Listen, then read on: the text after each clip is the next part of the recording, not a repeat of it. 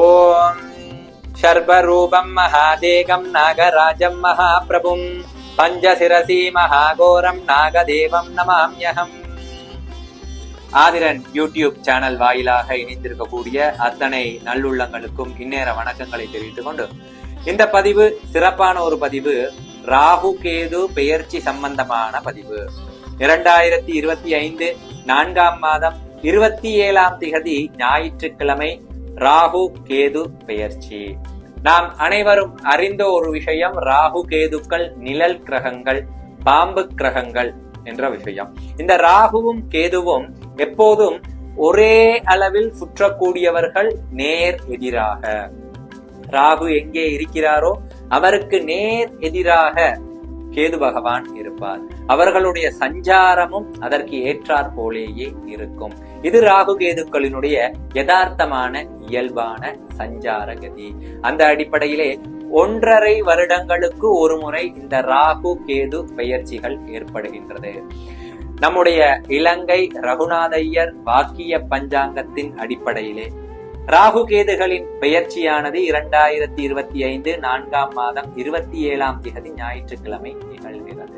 இந்த ராகு கேதுவினுடைய பெயர்ச்சிகள், ராகு பகவான் மீன ராசியிலிருந்து கும்ப ராசிக்கு சஞ்சாரம் செய்கிறார். கேது பகவான் கன்னி ராசியிலிருந்து சிம்ம ராசிக்கு சஞ்சாரம் செய்கிறார். ராகு பகவான் கும்பராசிக்கும் கேது பகவான் சிம்ம ராசிக்கும் வருகின்ற இந்த ராகு கேது பெயர்ச்சியானது மேஷம் முதல் மீனம் வரை 12 ராசிக்காரர்களுக்கும் எப்படியான பலாபலனை கொடுக்க போகிறது, அது சம்பந்தமாக அமைகிறது இன்றைய ராகு கேது சிறப்பு பதிவு. மேச ராசியிலே பிறந்த அன்பர்களே, உங்களுடைய ராசியை பொறுத்த வரைக்கும் 12ஆம் வீட்டில் சஞ்சாரம் செய்து கொண்டிருந்த ராகு பகவான் 27ஆம் திகதி முதல் 11ஆம் வீட்டிற்கு சஞ்சாரம் செய்கிறார். அதுவும் 11ஆம் வீட்டில் யாரோடு சேர்ந்து இருக்கிறார் என்று கேட்டால் சனீஸ்வர பகவானோடு சேர்ந்து இருக்கிறார்.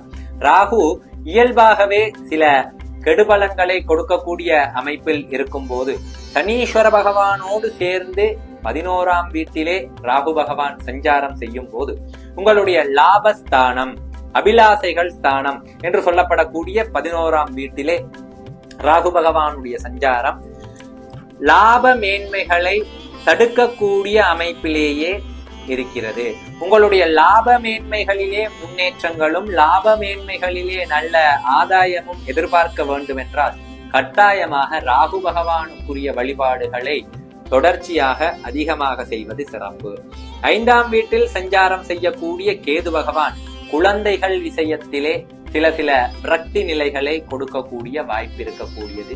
உங்களுடைய பூர்வ புண்ணிய ஸ்தானங்களிலே கேது பகவான் சஞ்சாரம் செய்யும் போது குலதெய்வ வழிபாடுகளை நீங்கள் இப்போது சிறப்பாக செய்யக்கூடிய காலம் அமைந்திருக்கிறது என்று பொருள். குலதெய்வ வழிபாடுகளுக்கான முக்கியத்துவத்தை நீங்கள் கொடுக்கும் போது கேதுவால் ஏற்படக்கூடிய கெடுபலன்கள் குறையும். சர்ப்ப வழிபாடுகள், புத்து வழிபாடுகள், நாக வழிபாடுகளை சிறப்பாக செய்யும் போது ராகு பகவானால் ஏற்படக்கூடிய கெடுபலன்கள் குறைய வாய்ப்புள்ளது.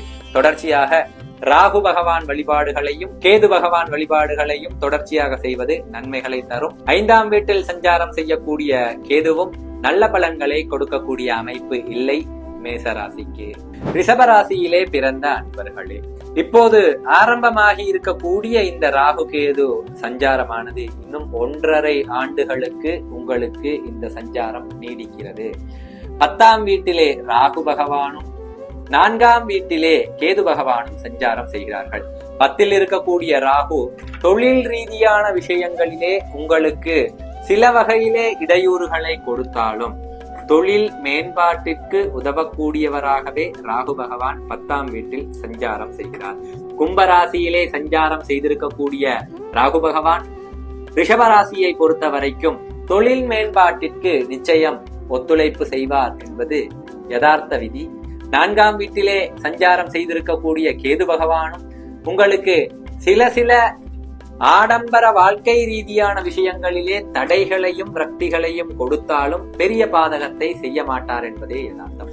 10லே சஞ்சாரம் செய்யக்கூடிய ராகு பகவானும் 4லே சஞ்சாரம் செய்யக்கூடிய கேது பகவானும் தொடர்ந்து 1.5 ஆண்டுகளுக்கு இந்த சஞ்சாரத்தை நீட்டிப்பதால் இது தொடர்ந்து 1.5 ஆண்டுகளுக்கு பொது பலனாக இந்த பலன்கள் உங்கள் ரிஷபராசிக்கு அமைகிறது.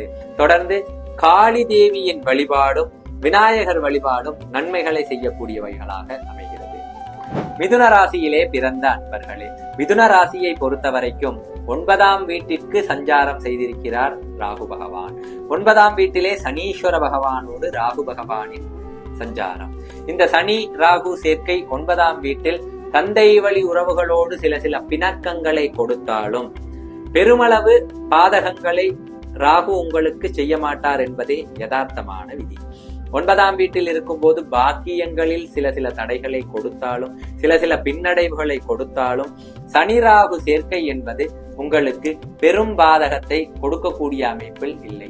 3ஆம் வீட்டிலே இருக்கக்கூடிய கேது பகவானும் உங்களுக்கு நன்மைகளையே செய்வார் என்ற அடிப்படையில் ராகு கேது சஞ்சாரமானது மிதுன ராசியை பொறுத்த வரைக்கும் நன்மை. தொடர்ந்து காளி வழிபாடுகளும் விநாயகர் வழிபாடுகளும் இன்னும் உங்களுக்கு மேம்பாட்டை அளிக்கக்கூடியதாக இருக்கும்.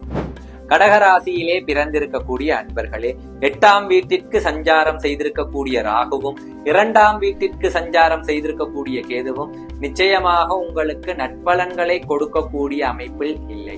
2ஆம் வீட்டில் இருக்கக்கூடிய கேது குடும்பம் சார்ந்த விஷயங்களில் பிரக்திகளை கொடுப்பதோடு 8ஆம் வீட்டில் இருக்கக்கூடிய ராகு பகவானால் சில கண்டங்கள் ஏற்படவும் வாய்ப்பிருக்கிறது.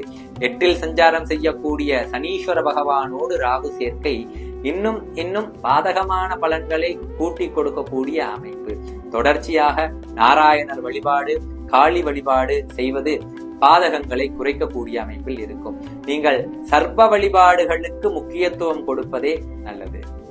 சிம்ம ராசியிலே பிறந்திருக்கக்கூடிய அன்பர்களே, உங்களுடைய ஜென்ம ராசியிலே கேது பகவானுடைய சஞ்சாரம்.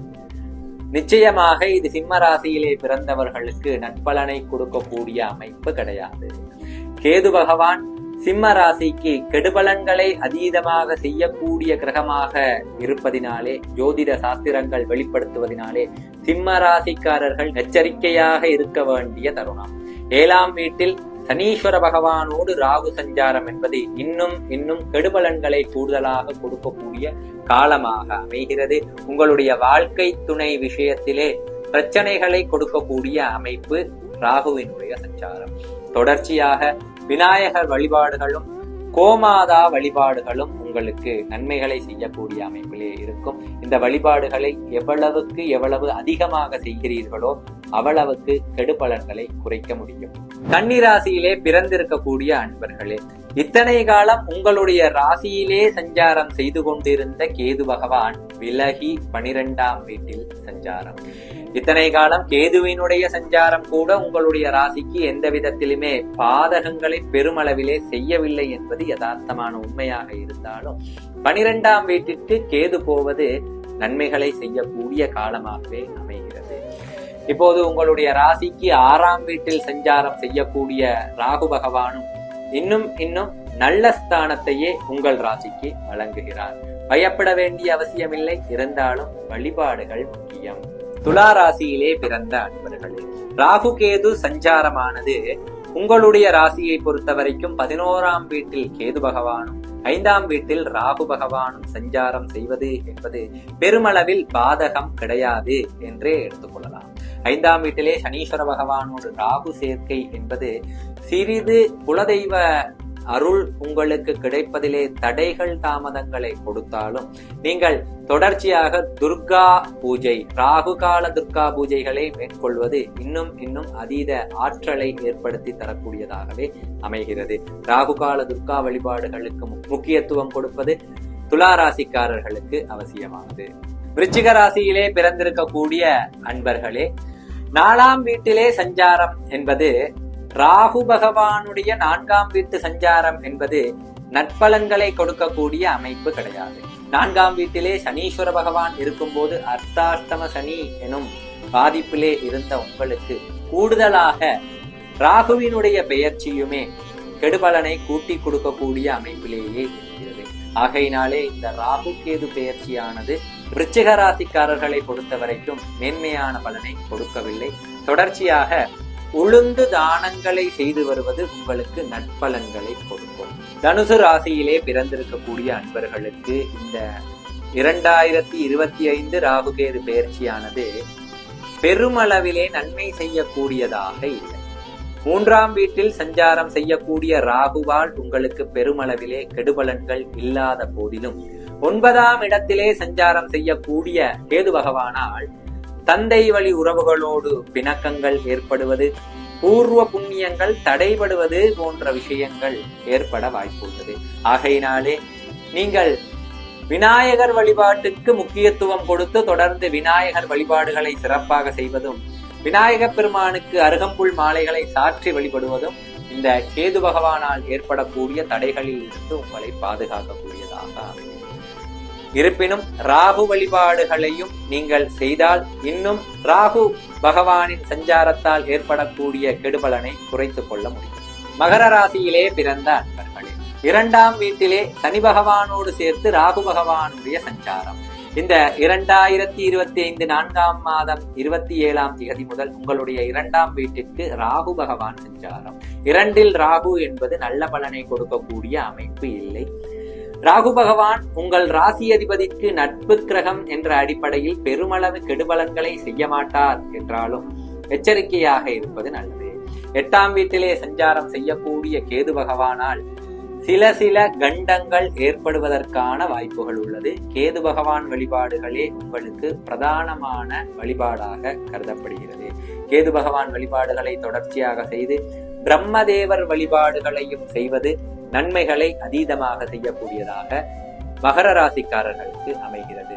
கும்பராசியிலே பிறந்த அன்பர்களே, உங்களுடைய ராசிக்கு ராகு பகவானின் சஞ்சாரம் இத்தனை காலம் தொடர்ந்து உங்களுடைய ராசியிலேயே சனீஸ்வர பகவானுடைய சஞ்சாரம் நீடித்துக் கொண்டிருக்கிறது.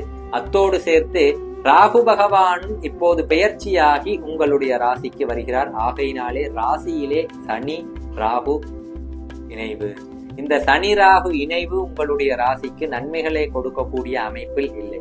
ஆகையினாலே தொடர்ச்சியாக நீங்கள் ராகுகால துர்கா வழிபாடுகளும் காளி மாதா வழிபாடுகளும் செய்வது உத்தமம்.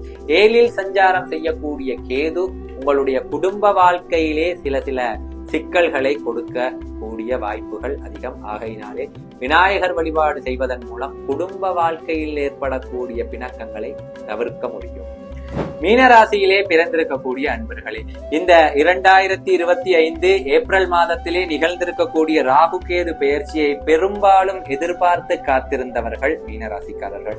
ஏனென்று கேட்டால் இத்தனை காலம் உங்களுடைய ராசியிலே சஞ்சாரம் செய்து கொண்டிருந்த ராகு பகவான் ராசியை விட்டு விலகி 12ஆம் வீட்டிற்கு செல்கிறார் என்று ஆசுவாசப்படுத்திக் கொள்ளக்கூடிய ராசி மீனராசி.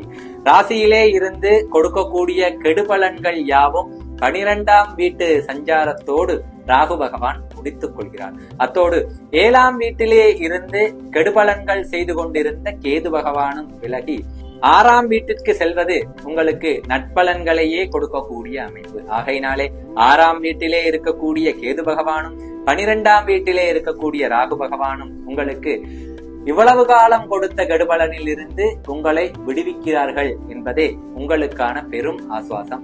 இருப்பினும் தொடர்ந்து அவர்கள் வழிபாடு செய்வது இன்னும் நன்மை.